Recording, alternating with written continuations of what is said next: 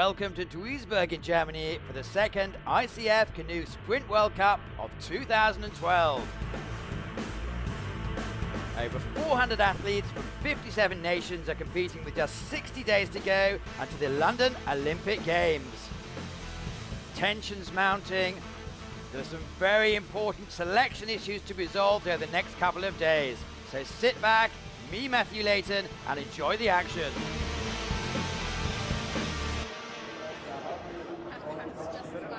Well, we're starting with possibly the blue ribbon event. It's the men's K1 1,000 meter final, and we're packed with stars. Max Hoff, 4 times World Championship gold. Adam van Coverdon, Olympic gold and reigning world champion. Erik Larsen, 2004 Olympic champion. Tim Brabants, Olympic champion. And the young kid on the block, Ali Urania. As they settle into the action, it's Murray Stewart in lane number 2 who's taking up the early lead, with Adam van Coverdon with his classic style holding on in there.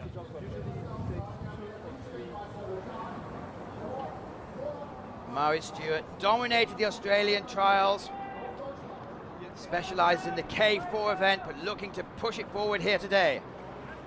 And as they approach the 500 meter line, 4 boats in it still, and there's Erik Larsen, always a very fast finisher. But Adam van Coverdon pushing forward with his slow style. Bottom lane, Ali Urania, 22 years old from Belarus, is looking good. And there's Anders Gustafsson, former Olympic champion, falling back a little bit at the moment. 200 meters to go, and it looks like there's 2 paddlers in it. Ali Urania, Adam van Coverdon. Who's going to get it as they approach the line? Has Adam van Coverdon seen Urania? And it's Belarus who come across the line first, Canada second, Norway third, Sweden fourth. What an excellent way to start the morning's activity. First major victory for Ali Urania from Belarus. I'm not sure that Adam van Coverdon from Canada saw him coming, but good training for the Olympic Games. If you look at the top of your picture, lane number 4, Adam van Coverdon, known for his fast start, gets away to a dreadful start. Murray Stewart in the yellow, Australia, doesn't manage to hold on to it, but at the bottom lane, number 9, Ali Urania takes the victory. Confirmation here of the victory. First, Ali Urania from Belarus. Second, Adam van Coverdon from Canada. And third, Erik Larsen from Norway. The action continues. Fast and furious this morning. We switch from the kayaks to the canoes, and it's the C1 men's 1,000 meter final. In your picture, 2009, 2010 world champion Vadim Menkov. But it's going to be interesting to see, can Sebastian Bendel fulfill his potential for Germany? Is Mark Oldershaw from Canada able to continue his excellent form? Remember, he won last week in Poznan. And the big question, of course, Attila Vajada. He has been ill, he's coming back from injury. Last week he wasn't racing, he was involved in the Hungarian trials, but he is the world and Olympic champion. Let's see how it goes. Early in the race, typically it is Menkov from Uzbekistan, followed by Brendel. They've got now a boat length lead from the rest. Mathieu Goubel from France, very powerful the other day. He's keeping up with the action. But a very, very impressive lead so far. 200 meters to go. It looks like the left-hand giant from Germany, Sebastian Brendel, is going to pull off the victory. He's broken Menkov. And as they cross the line, yes, victory for Germany in front of the Hode crowd. Sebastian Brendel in front of Menkov, in front of Goubel, with Mark Oldershaw coming in 4th for Canada. That's a bit of a surprise. He's been there or thereabouts, but this is a huge victory. Attila Vajada, not on form, but that's not surprising, his first race of the season.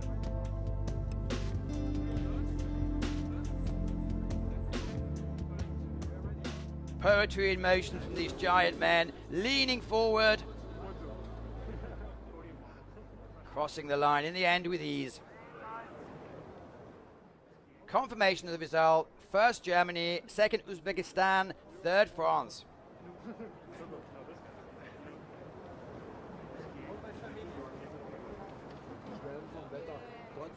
Back to the kayaks. This time it's the pairs. It's the men's K2 1,000 meter final. It's going to be difficult here to look past the German pair of Illo and Holstein. They're really dominating this sport presently.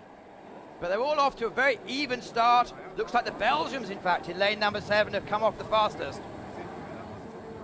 That's Olivier Kaunberg and Lance Pannekoek. Bit of a surprise here. They don't have the form, but to be fair, they did have a fast semi-final. Great picture up front of the German pair. They look so relaxed. And as we come to the 500-meter mark, it's Belgium still in the lead. It will be a surprise if they hang on. That's more to form. The duo in form at the moment from Germany, Iller and Holstein, are coming home as expected to take the victory. That's Hungary in second, and an excellent third place for the Swedish duo Marcus Oskarsson and Henrik Nielsen.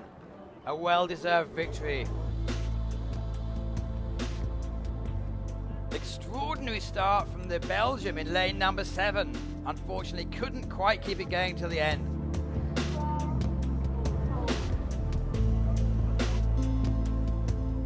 Germany are dominating this sport. They don't always lead in the first half of the race, but they generally lead where it matters coming over the line. Confirmation of the result here. First Germany, second Hungary, third Sweden.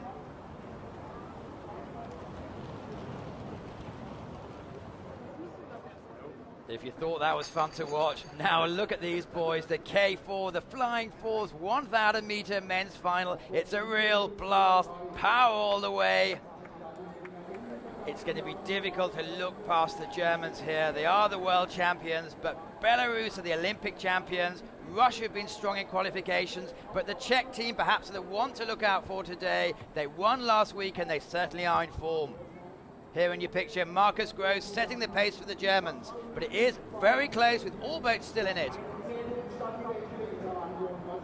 The Russians with Medvedev, Vasily, Rykov and Chesnov. But here come the Czech team, all power and control. Halfway line, they're a third of a boat up. Denmark in the top of your picture, also performing very well, but they do have 2 Olympic champions in the boat, so it's not surprising. But as we come to the business end of the race, it is the Czech team who, remember, did win last week in Poznan, who are taking it on. Denmark coming back, this is remarkable. I thought they were out of the race, but they're coming back through. Can the Czech team push home? Russia's giving it their all. But coming into the last few meters, it is the Czech team who come across the line in first position, very close for second and third. It looks like Denmark has just got it from Russia. For my money, that's lane number 3, followed by lane number 4, followed by lane number 5. But no doubt about the winners, Havel, Treffick, Dorsal and Sturber. Second victory in 2 weeks. It's not surprising, look at the harmony there. Russians giving it their all, just slightly coming out of sync. I wonder if that cost them the second place, but fair play to Denmark. They did fight back twice, in fact. The official result, first place the Czech Republic, second place Denmark, third place Russia.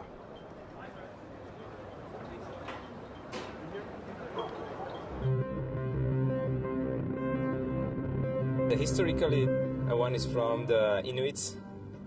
We know the old pictures in the Inuits paddling on the kayaks, paddling on the boat side in the Arctics. The canoe boats came from North America, origins from Indians, so they paddle the open canoes, paddling on the one side, and I think this is the historical way of how we get these 2 disciplines. Yeah, in present time, I think the old boats on the international competition level are made from carbon fibers. The length of the boat is specified by the ICF rules. For sprint kayak is 5.2 meters and the weight is 12 kilos. Most of the boats are lighter, so that's the reason why the athletes, they have to put them some extra weight to reach the limit, which is 12 kilos. The biggest one is K4 boat, and this is 11 meters long. And the weight for 11 meters boat, it's 30 kilo, the limit. In the K1 we can find a seat and foot brace, and also very important part of the K1 boat is the radar system. So we have a radar in the boat, and in front of the boat there's a possibility for athletes to change the radar position, and it helps the people turn right or left or stay straight. In the C1 boat, it's all about the techniques. The paddlers, they have a special strokes which helps them to keep the boat in the line. This is place for knee pad. The athlete is putting his knee in this position. This is the back pedal for his back leg. We've got a new system in our canoes that we have no screw system, so just you can open it, you can set up in the right position, and then just click, and that's all. The people, they have some personal relationship. Most of them, they have personal relationship with the boat, and of course they need to trust the boat. They need to know that the boat is 100% ready, and we are here to help them.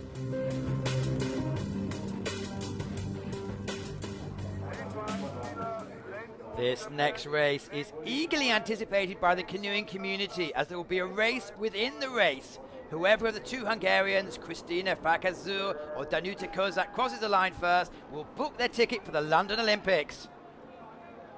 The girls are off. The other 7 paddlers, by the way: Sweden in lane 1, Sophie Paldanius; Zur 2, Kozak 3, lane 4, Enrika from Finland; 5, Alana Nichols from Australia; 6, Henriette Engel Hansen from Denmark; 7, Silke Horman, Germany; and lane 8, the evergreen 47-year-old Josefa Eden representing Italy; and finally Emilie Fornell from Canada.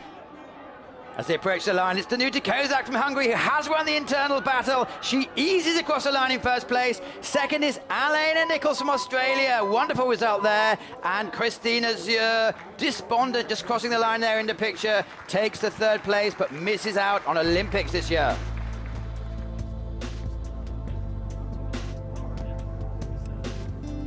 All the girls off to a strong start. Kristina Zur just couldn't quite hold it together. However, Danuta can, and crosses the line completely relieved. Official results: Hungary first, Australia second, and Hungary third, with Sophie Paldanius from Sweden taking in the 4th place.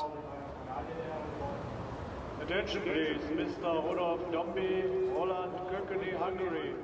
And now back to the K4s. This is the women's 500-meter finals, and it's going to be difficult to look past the Germans. They have the pedigree. They are the champions going into this. Caroline Lehnart, Franziska Weber, Katrin Varga, Augustine has just had a baby, and Tina Dietz, the clear favourites today. But watch out for the Belarus team, and clearly the Poland team have had some good results recently.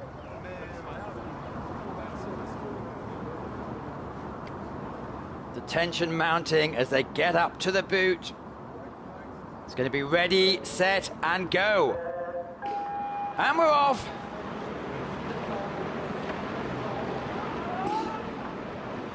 The German team here, keen to make up for the loss in Duisburg last year when they just missed out, having been hit by the Polish boat. The Brit girls in the picture in lane number 2 were able to take the victory, but as we go up the field with less than 250 meters to go, it's Germany in lane 6, holding on from Belarus in lane 3, but they are being pushed harder than we expected. Coming up to the finish here, the Germans, power and control. Yes, the German 4 take the victory, lane number 6. Second, Belarus, lane number 3. And third, Poland, way down in lane number 7. They almost make it look easy, the Germans. Such strength in depth in this sport. Didn't get away from the best start, but they weren't panicking. British must be disappointed this day. But here's a wonderful shot of the Germans doing what they do best. And confirmed result in the K4 500 meters women's final. First Germany, second Belarus, and third Poland.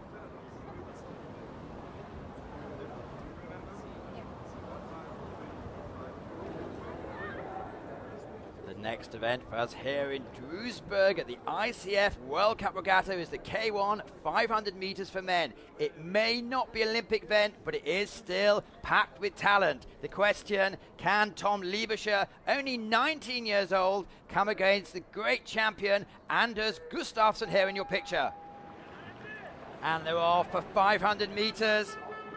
Can Brady Reardon, lane 4, who dominated last week's race, do the same again? But in your picture, Tom Liebescher, 19 years old. Can he be the next generation of stars for Germany? It's going to be a head-to-head battle here. Liebescher pushing forward, but as usual, Anders Gustafsson comes across the line to take the first place. Liebescher second. Third place, Brady Reardon, lane number 4 for Canada. This just confirms that the Olympic champion does know what he's doing. Apparently used this as cross-training because, of course, he is in the K1000s also. Brady Reardon in picture. Second last week, third this week, but looking very, very good for this newcomer to the Canadian team. Tom Liebescher, 200 meters, 500 meters, he can do it all. But the master today is Anders Gustafsson from Sweden. The official results: first Sweden, second Germany, and third another super result from Mohamed Ali Mehbet from Tunisia. That's Tunisian second bronze medal in the World Cup. Remember, he came third last week. Straight on with the action here. It's the K2 500 meters women's final. It was supposed to be all excitement as there was a shoot-off between Hungary's Gabriela Szabo and Tamara Sipes against Katalina Kovacs and Natasha Janics yesterday, but they unfortunately disqualified, so it's a case of, can Hungary beat Germany? Germany, the clear favourites. Francesca Weber, Tina Dietzer in the picture as we see them. They also were part of the winning team in the K4s. Belarus still in lane number 4. It's going to be a close one, but in lane number 6, it's Germany still ahead. Poland, though, not out of it. And as we come up to the last 100 meters, the Germans, determination showing on their face, pushing for the line. In the end, an easy victory for Germany in lane number 6. Second, Hungary. Third, Poland. It's going to be a very interesting selection dilemma for the Hungarians. Their only instant Olympic goals, and their girls came second today. Can Kovacs and Natasha Janic have a second chance? Remember, I say they were disqualified yesterday for having an underweight boat.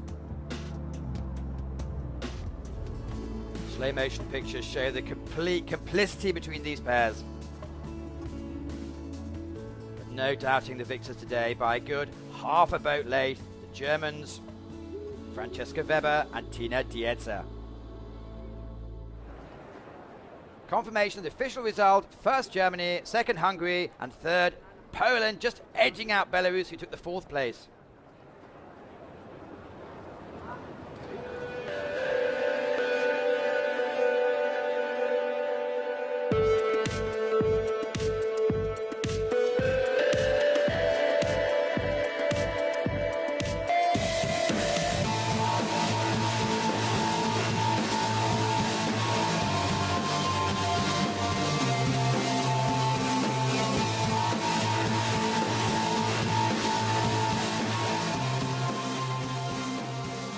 After seeing what it's like to be on the water, back to the action. If you blink, you'll miss it. It's the Fast and Furious, the new Olympic event, the K1 200 meters for men. 35 seconds of furious action, no tactics here. The strongest is going to win. And look out for Ed McKeever, lane number 5, here in your shot. 2010 world champion, and has been dominating so far in the last couple of events. But the big man here from Ecuador, Cesar de Cesare, he's improving all the way. And it just shows one of them is about half a metre taller than the other. So it's a case of speed as opposed to size that counts. But they are off. Look at the speed of the action from Cesar. Ed McKeever pushing for the line. The great British accountant knows his art. And as they come up, 50 metres to go, it's going to be close, but it looks like Ed McKeever with a quarter boat length up is going to take this victory. Ed McKeever crosses the line first, Cesar de Cesaria takes a second, and the young Ton Leibischer from Germany, only 19 years old, gets his second medal of the day. But no doubting about the winner, a quarter of a boat length is a huge margin, and Ed McKeever, all the pressure of the world on his shoulders, setting himself up for perhaps Olympic gold for the host nation. Ronnie Rao, the legend of the sport, eventually takes 4th place. But look at the speed and control. Confirmation of the result: first Great Britain, second Ecuador, and third and fourth Germany.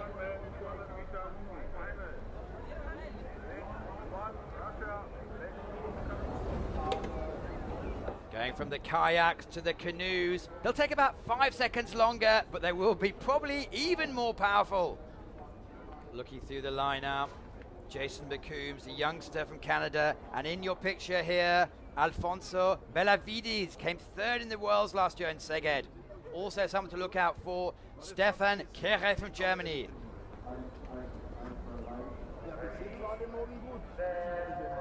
They're away, first time, good start in lane number 9, Sebastian Brendel. And all action from Nivalta Santos, lane number 3 for Brazil. Coming down to the last 100 meters, it's extremely close. Kira from Germany, but in the middle of the picture, lane 6, it looks like Alfonso Benavides is leading presently. It's going to be very close as they come to the line. Lane 6, lane 4, who's going to get it? They're calling lane 6. It looks like Alfonso Benavides takes it from Stefan Kehre. Must go to a photo finish. And as we see the action, both the German and the Spaniard leaning back to push the bow over the line. It looks like Benavides has come up trumps this time. Very, very close in second place, Stefan Kehre from Germany. The official results confirm the action. First Spain, second Germany, and third Santos from Brazil. Remember, they're going to be hosting the 2016 Games, a good youth program being set up at the moment. The action continues. Fast and Furious from Duisburg in Germany. Another Olympic event for the first time, the women's K1 200 meters. And the girl they all want to beat, here in your picture, 30-year-old Natasha Duchev-Yannick's 3 Olympic golds and more medals from the World Championships you can possibly count. She's been out for a year, by the way, with a baby. In your picture here also, Alana Nichols from Australia. Remember, she took the silver medal in the 500 meters earlier on. Very even as they get off to the start. Furious paddling. But Yannick in the central lane is looking good at the moment. And as they come up to the line, yes, it's that quick.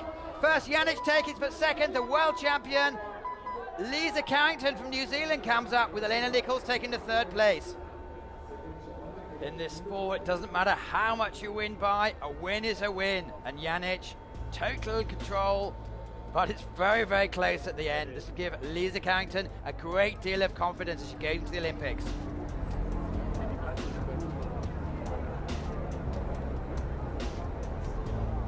Slow motion to see the concentration on her face. There's no tactics here. It's just eyeballs out, pedal to the metal, and go for it. The confirmation of the result: first Hungary, second New Zealand, third Australia, with Jenny Mikkonen from Finland taking the 4th place.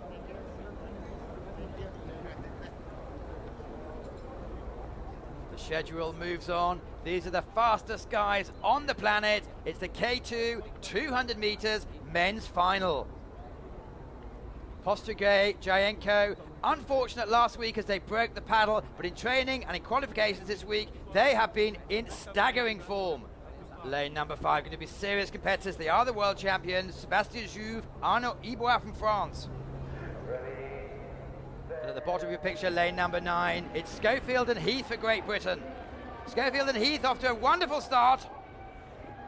Complete power and control in action. But as we come, it looks like the Russians are completely dominating this race. Down to the last few meters, that is a staggering result. Half a boat length the Russians win by. Second Germany, And third, France. They have to settle for the bronze medal this time. Yuri Postrigay, Alexander Duychenko, they are pushing forward the boundaries of this discipline. They don't have the fastest stroke rate, but they do have the best team control. They take the victory. Look at the power and concentration and the coordination from the Brits, but so far today they missed out. Ronnie Rao and Ems not in the picture today, unfortunately for them. But the Russians even have the confidence to raise his paddle before he crosses the finishing line. Confirmation of the result: first Russia, second Great Britain, third France. Well, that's it for today. The ICF put on another wonderful show from Duisburg. Tune in again next week. The action comes from Moscow in Russia. Thanks for watching.